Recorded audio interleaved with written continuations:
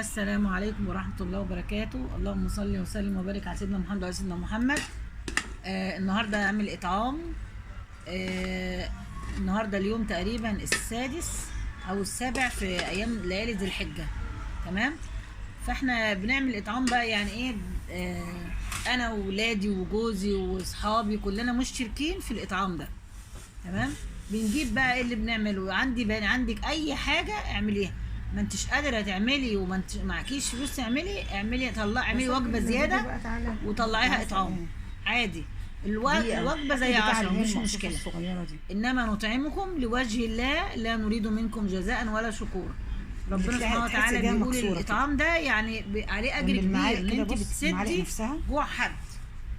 معانا الفراخ اهي ما شاء الله بطريقه سهله، اسهل ما يمكن.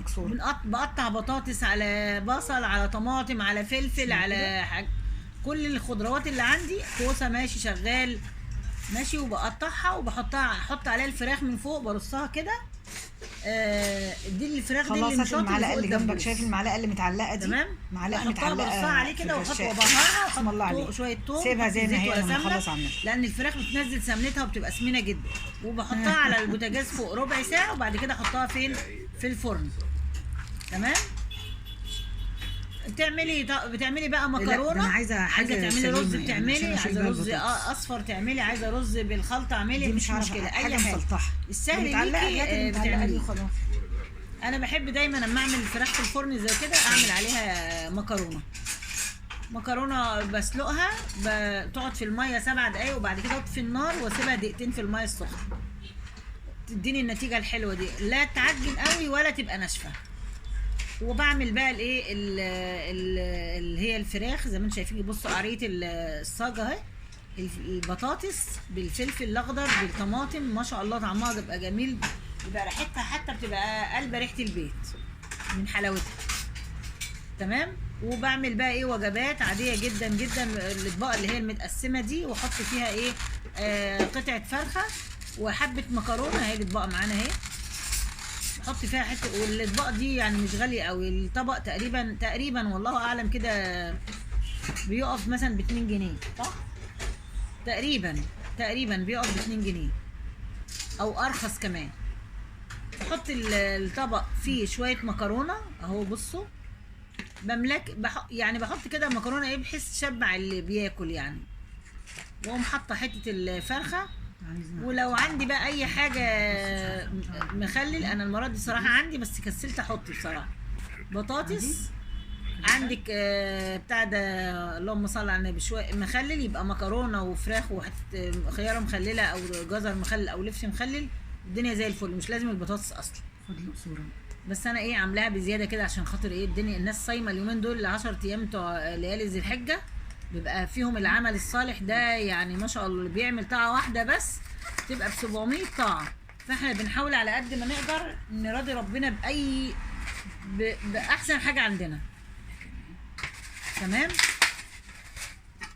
حط المعلقه بقى، بتقفلي الطبق كويس، بتملي كده العين اللي هي او العينتين مكرونه، وتحط قطعه الفراخ، وتحطي ايه البطاطس. ممكن تحطيها وتحطي عليه الفراخ، او تحطي البطاطس على المكرونه شغاله برضو. الدنيا ايه، دي كانت حته كده ممكن تكسر العلبه، فبحاول ايه اشيلها كده.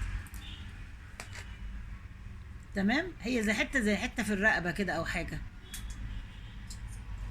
بصوا ما شاء الله الوجبه، اللهم صل على النبي، تحفه. اللهم صل على النبي. حط المعلقه بقى وبنقفل، ونرص بقى ايه الوجبات في شنطه. حتى الشنطه باينه اهي جنبي اهي في الارض اهي. الشنطه دي كمان بتحافظ على الاكل، لو انا عاملاه سخن بتحافظ عليه سخن، اسمها حافظه طعام.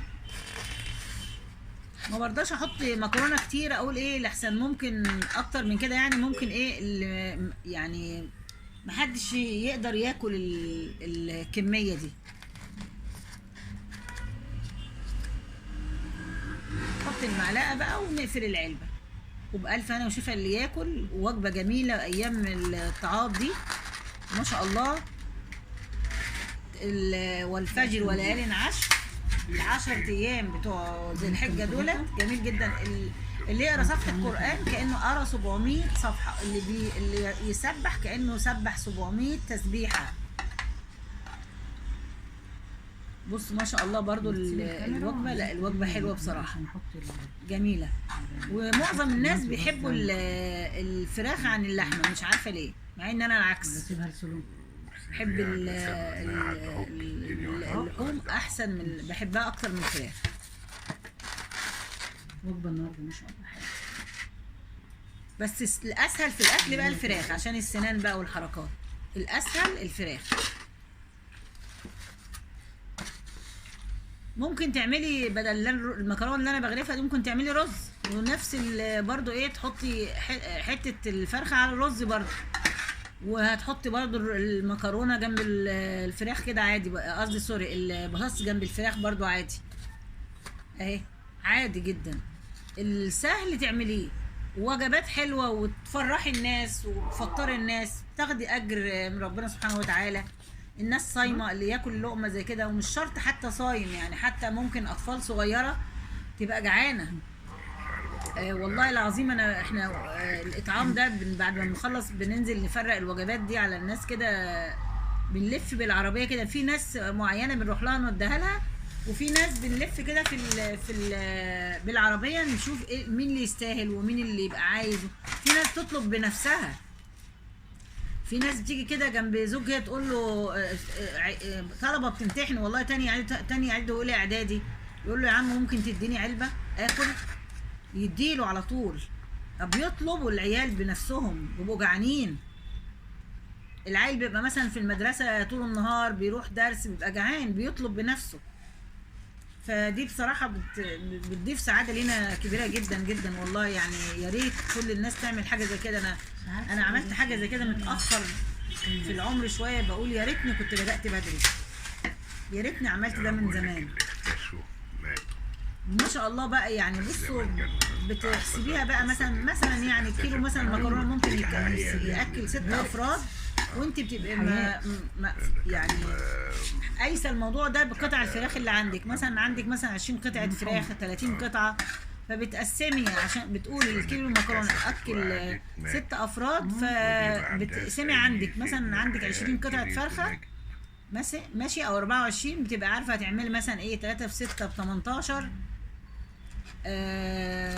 4 في 6 ب 24، ممكن هتعملي مثلا ايه 4 كيلو مكرونه او 3 كيلو مكرونه على حسب الافراد اللي عندك، على اساس ان انت ايه تبقى عارفه اللي هتعمليه ايه. قطعه الفراخ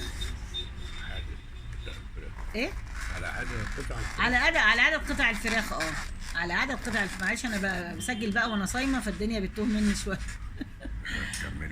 ماشي.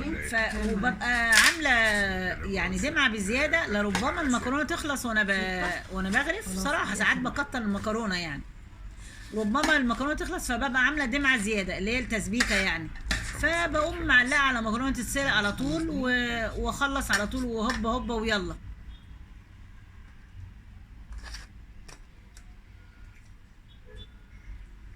ما شاء الله. بصوا يعني الوجبه شكلها مشبعه بجد والله، جميله.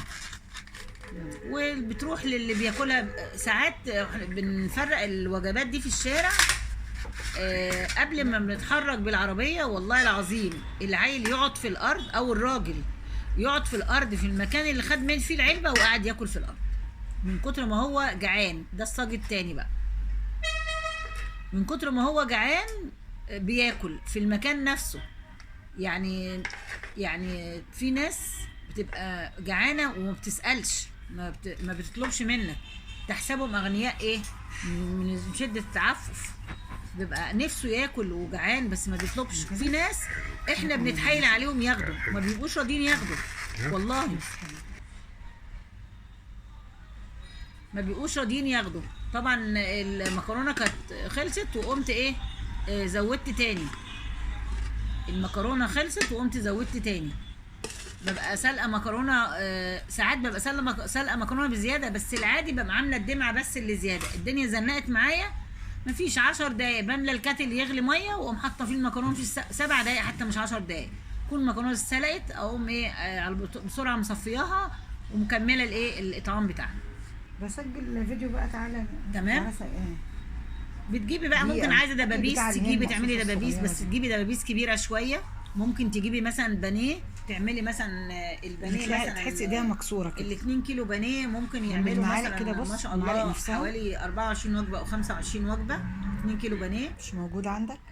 مقصوصه كبيره أو بس أكتر ايديها كمان مكسوره او اكتر. بتحطي قطعتين بانيه حلوين وبيكونوا مشبعين يعني، ومكرونه برضه. عايز تعملي رز اصفر جنبيها اعملي، بس يكون بقى ايه معاها سلطه او خيار مخلل، جزر كده يعني. لف اللي موجود عندك. المعلقه اللي جنبك، شايف المعلقه اللي متعلقه دي؟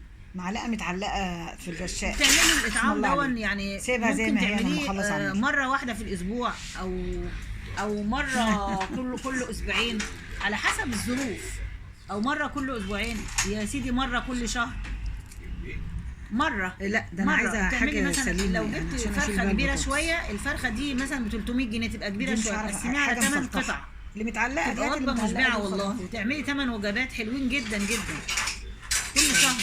حلو قوي قوي. فما نفتكر بعض يا جماعه بالحاجه الكويسه والمليان يكب على الفاضي، والحاجه دي اللي باقيه لنا اللي احنا بنحطه في بطننا ده رايح. انما اللي احنا بنعمله ده هو ده اللي باقي لنا، العمل الصالح. البني ادم لما بيموت بيروح معاه عمله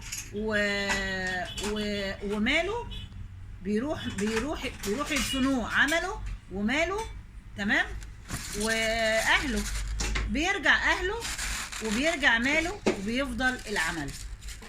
هو ده اللي باقي لنا، العمل الصالح ده العمل اللي احنا هنتحاسب عليه. ده كان فيديو النهارده، وتحطوا اللايك، واشوفكم على خير، والسلام عليكم ورحمه الله وبركاته، وكل سنه وانتم طيبين.